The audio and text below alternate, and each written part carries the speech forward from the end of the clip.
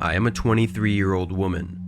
I used to live in a pretty urban area in India when I was 19. I have always loved reading horror stories, just because it's very interesting and there's always something new to read. I never believed in such stories though, because my head can't wrap around the fact that there's something other than the animals and humans we see that can affect our lives, or something that can harm us. Until this one night. I still think that someone out there can explain what happened to me that night. I was living alone in an apartment building. It was in the heart of the city. Restaurants, malls, all around. Hustle bustle all day and night. Nothing scary happened there. It was so alive that my room would still be lit at night with all my lights off. I have always slept with my curtains closed, curtains too thick to let any light through, and a nightlight on. It was a chilly night, so I was using a very thin, bedsheet-like blanket to keep me warm. I dozed off pretty quickly, but I woke up sometime in the night. I had a king-sized bed and was sleeping near the edge facing my right. I was woken up by a pulling sensation, like someone was pulling my blanket. It wasn't the typical horror movie style pulling the blanket from the feet. It was a jolting pull. I turned to my left, but nothing was there. At least, I saw nothing. Then I noticed that every nightlight in my house was switched off. I shrugged it off as a power outage. Although I had a backup battery, I assumed it had been exhausted too. I turned around to go back to sleep, but that's when I felt it again, but this time with greater strength. With the complete sense that nobody's there with me, my body froze.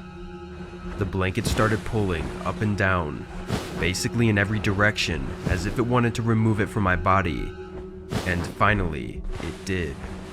The blanket started scuffling and folding aggressively behind my back. That's it. No grunting, humming, mumbling, or even creaking of my bed due to such chaotic activity.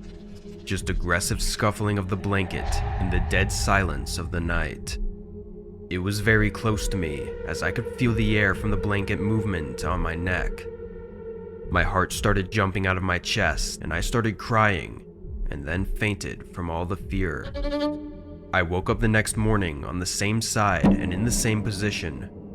My blanket was thrown all the way to the other side of the bed. I looked into the mirror and saw rashes around my neck due to the blanket pulling and rubbing.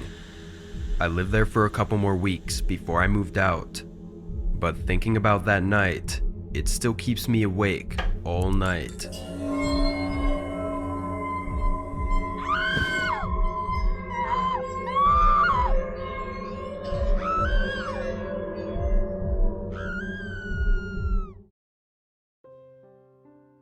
This is my story about how I met my psychopathic husband.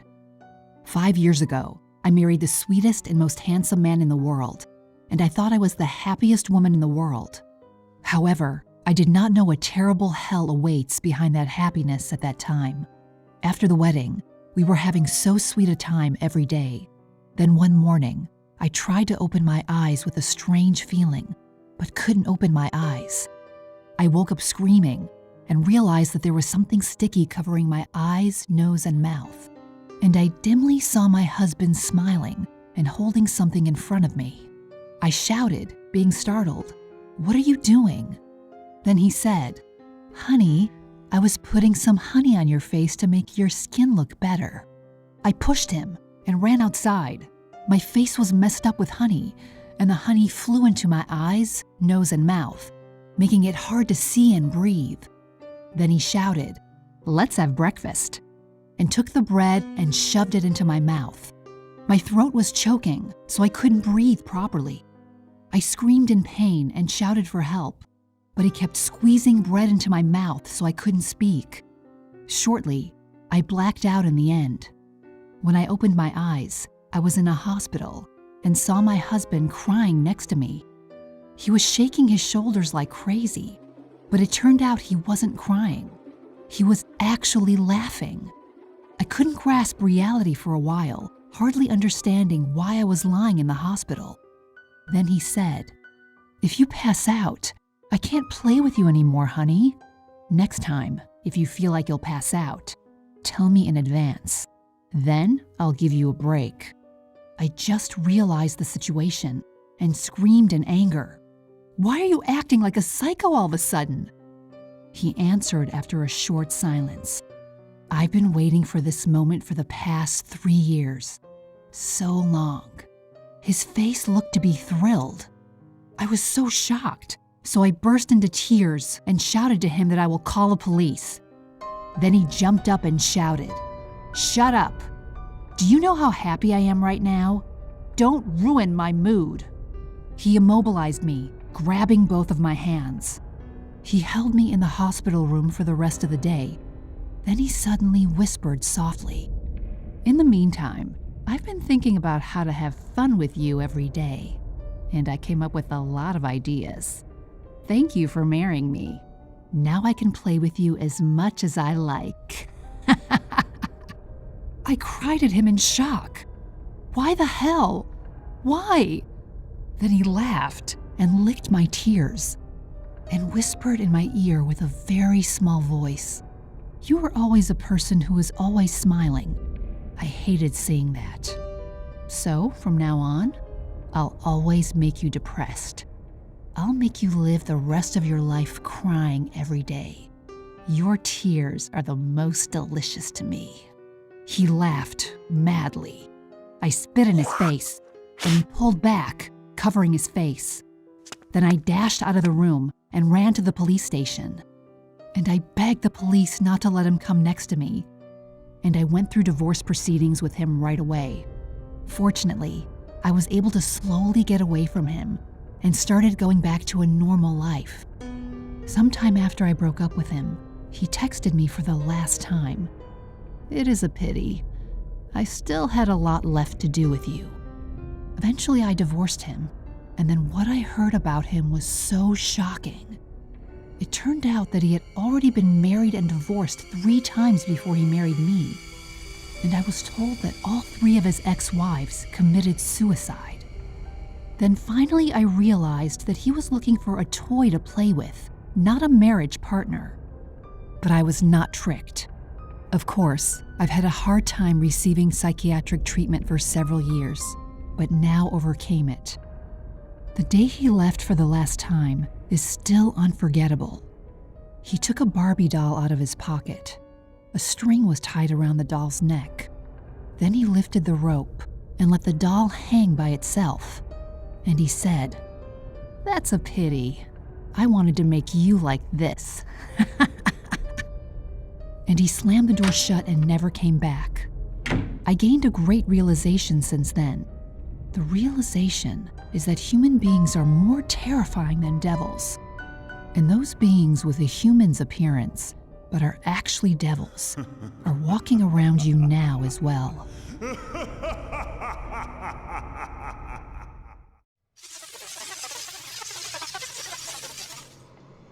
This is a story about my friend Anna, who works as a flight attendant. A few years ago, she was on a returning flight from Southeast Asia. While preparing for takeoff, she got into a confrontation with a passenger about the placement of luggage. The elderly man insisted that his personal belongings be stored separately from those of other passengers. But because he had not made a request for such accommodations in advance, the crew was unable to fulfill his wishes. Anna had recently started this job, and although she knew how to deal with many types of unhappy customers, this one in particular gave her a hard time. Eventually, a senior flight attendant stepped in and resolved the issue, but the old man was visibly displeased. Later, Anna was going around and taking trash from the passengers. When she passed by the old man, he held up a little wooden box and told her to dispose of it. The box was rectangular, roughly the size of an average palm, and its lid was carved with markings that looked like an ancient foreign script. Though hesitant at first, Anna did not wish to exacerbate the situation with this passenger, so she complied. The moment her fingers touched the box, Anna felt a strange sensation flow throughout her body, but it was only for a brief second. She didn't think much of it and continued down the aisle. About halfway through the flight was when Anna began noticing something wrong. She developed a slight headache and was feeling dizzy and weak. Attributing this to lack of sleep, she tried her best to power through, but it soon proved to be too difficult to do so. Her senior was aware of the situation and kindly escorted her to the crew resting area. After taking some Advil and a cup of water, Anna lied down for a nap. During her sleep, Anna initially sensed numerous tiny hairs brushing against her leg. She ignored it, thinking it was just the fuzzy blanket. At certain points, however, she did vividly recall experiencing pain. It wasn't excruciating to any degree, more like someone poking her knee with an extremely small needle. And each instant lasted for about a millisecond. Because she was so fatigued at the time, she simply shifted her position and continued to rest without opening her eyes. Upon waking some hours later, Anna felt refreshed and ready to return to work. She sat up from the bed to step into her high heels. But as soon as her right foot entered the shoe, she immediately pulled out because her toe had come into contact with an unfamiliar object inside. Unsure what it was, she was scared to reach in. Instead, she picked up the shoe, turned it upside down, and gave it a few knocks against the bedside table. To her surprise, a huge insect fell onto the ground, generating a loud hiss as it landed. The insect had a red body with black dots on the back and white triangular wings that spanned the length of an adult hand. But that wasn't the most terrifying feature. The horror, which caused Anna to drop the shoe, dash out of the room, and scream at the top of her lungs, was the sight of 4 hairy tentacles protruding from the insect's rear. It looked like a product of breeding moths with centipedes, a creature you might find in a sci-fi film, whose protagonist was a mad scientist. Needless to say, it was an embarrassing moment for Anna, running from the resting area to the cabin, where her colleagues and passengers could witness her terror. A male flight attendant quickly came to her aid and, after hearing her account of the incident, decided to investigate. Anna, still in shock, opted to stay where she was. As she stood there in her stockinged feet, hair in a mess from sleeping, she nervously glanced at the passengers. What she saw sent chills down her spine. The elderly man, whom Anna had argued with earlier, was staring straight at her with a grim expression on his face. His body was stationary, but his lips were moving nonstop, as if chanting some sort of ritual. Even as she paced around the cabin, anxiously anticipating what the colleague would find, the man's eyes would not leave her. 10 minutes passed, and the male flight attendant came back to report that a thorough search of the room yielded nothing. He comforted Anna by suggesting that she probably just experienced a hypnopompic hallucination, ones that occur at the end of sleep. This explanation put her fear at ease, though only temporarily. While buckling up for landing, Anna's skirt had slid up just enough for the senior flight attendant to catch a glimpse of something strange. "Did you bump on something?" the senior inquired. Anna followed her colleague's gaze to her left leg.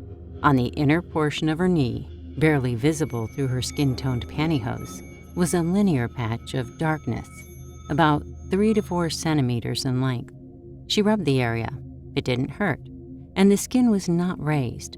Unsure of what it was, she shrugged and answered, "I guess I must have." Exhausted after a 20-hour flight, Anna returned home and headed straight for the shower. While undressing, she took a closer look at her leg, and that's when she realized the dark patch on her skin was actually a set of irregular markings which resembled the inscriptions on the wooden box that the elderly passenger handed her. She then immediately remembered the prickly pain she felt during her nap on the plane. The location of the pain was exactly where the marks were. In a state of panic, she hopped into the shower. But no matter how hard she scrubbed, the dark spot would not fade. Since then, certain types of insects seemed to have an affinity for Anna, often appearing at unexpected places around the house. More than once, she found them under the blankets as she was getting ready for bed. Other times, she would awaken in the middle of the night to find them crawling on her. Consequently, she has been living in constant fear of her surroundings, not knowing when a bug might come out to attack her. To this day, Anna still has that mark on her leg. Whenever anyone questions her about it, she would recount the horrible experience on that flight. I have personally examined the mark, and though I'm more inclined to believe the squiggly patterns are just an uncommon variation of varicose veins, after all, flight attendants do spend a majority of the day on their feet, Anna insists that the old man had somehow placed a curse on her when she came into contact with the mysterious wooden box. Though I can't say I agree with this theory, there are certain points of the story I am unable to explain. For example, if the markings on her leg were indeed due to varicose veins, why had nobody noticed them before? Did they magically appear right after Anna's encounter with the old man?